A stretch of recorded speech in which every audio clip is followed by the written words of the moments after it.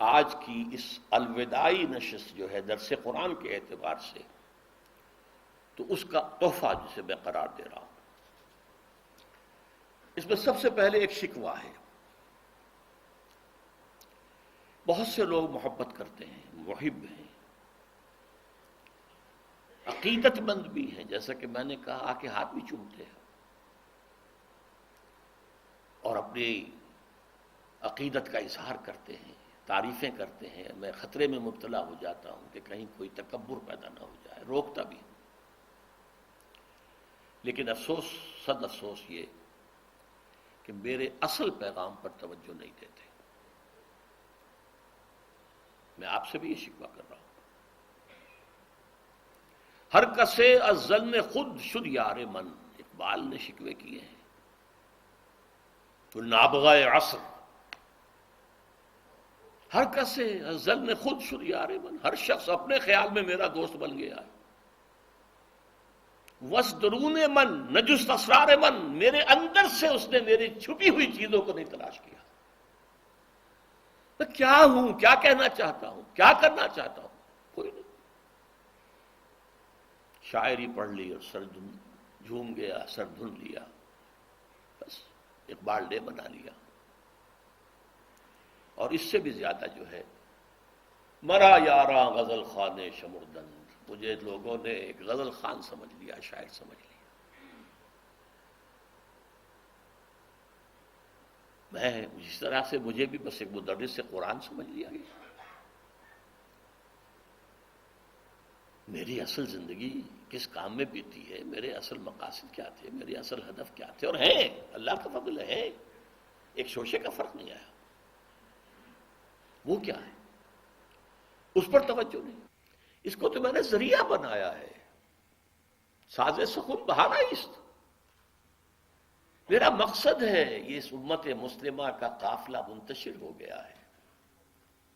اونٹنیوں نے توڑا لی ہیں اپنی رسیاں، ناقہ بے زمام ہو کر کوئی ادھر کوئی ادھر، کوئی ادھر کوئی ادھر۔ ان کو پھر ایک قافلے کی شکل میں لانا چاہتا، جمع ہو جائیں، وہ منزل کہ جو اللہ نے ان کے لیے معین کی، رسول نے معین کی، اس کی طرف پیش قدمی کریں۔ میرا تو مقصد یہ ہے۔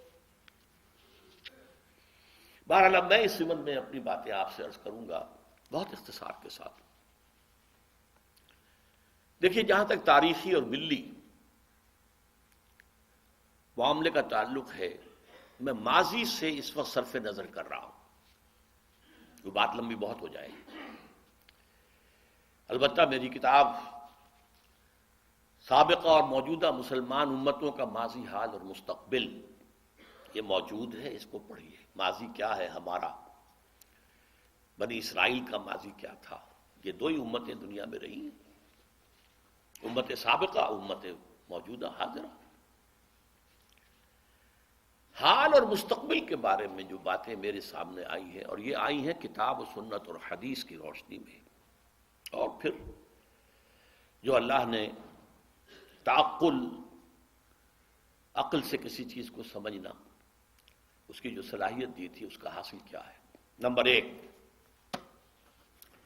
جیسے ایک فرد کی زندگی کی سب سے بڑی حقیقت موت ہے، اس دنیا کی بھی سب سے بڑی حقیقت الساعہ، جسے ہم قیامت کہہ دیتے ہیں۔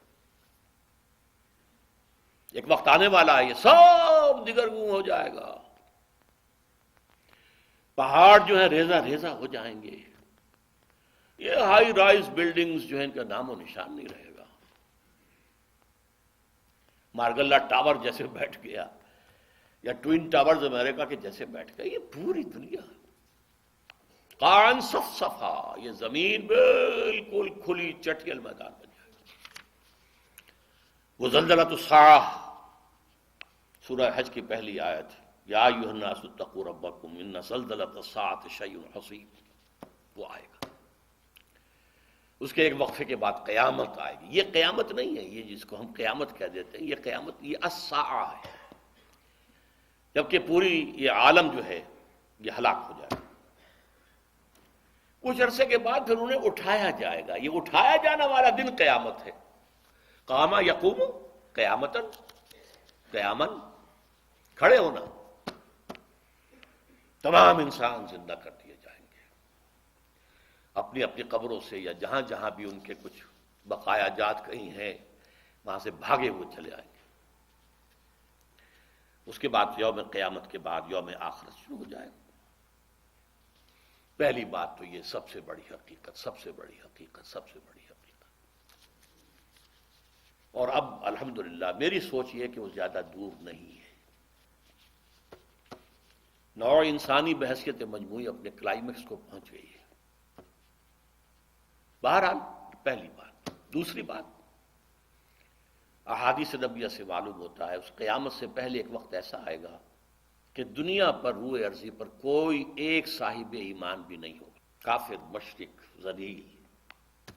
صاحب ایمان جو ہے ایک خاص وقت میں ایک خاص ہوا چلے گی جو ان کے دلوں میں سے ایمان کو نکال کر لے جائے گی، ان کی انتقال ہو جائے گا ان کا۔ اور قیامت کا زلزلہ جو ہے وہ اہل ایمان پر نہیں آئے گا بلکہ صرف کفار و مشرکین پر آئے گا۔ اس سے پہلے ایک دور ہے جبکہ پورے کرۂ ارضی پر اللہ کا دین نافذ ہوگا، قائم ہوگا،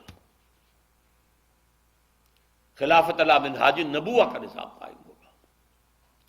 یہ گویا کہ کلائمیکس ہوگا انسان کا۔ انسان کو بنایا گیا تھا خلیفۃ اللہ فی الارض۔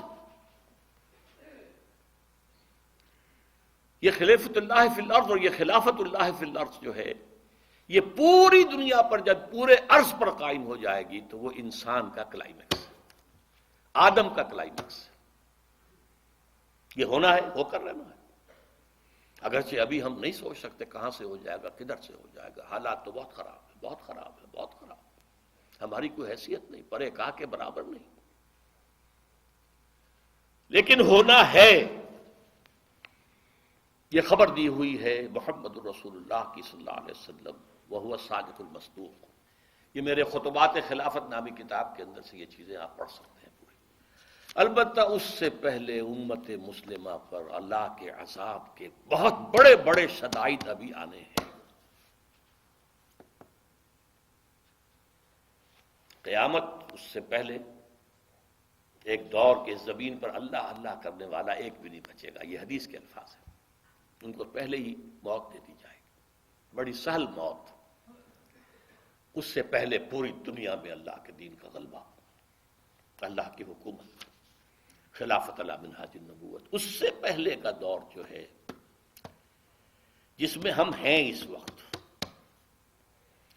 یہ مسلمانوں کے لیے شدائد، مصائب، ذلت، مسکنت، ضعف، بے وقری، بے حیثیتی، کم ہمتی، بے حمیتی، بے غیرتی کا دور ہے۔ یہ دور شروع تو ہو چکا ہے کئی صدیوں سے۔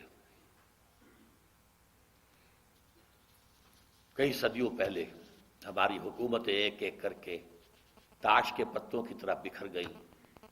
یورپین کولونیلزم آیا، چھا گیا پورے عالم اسلام۔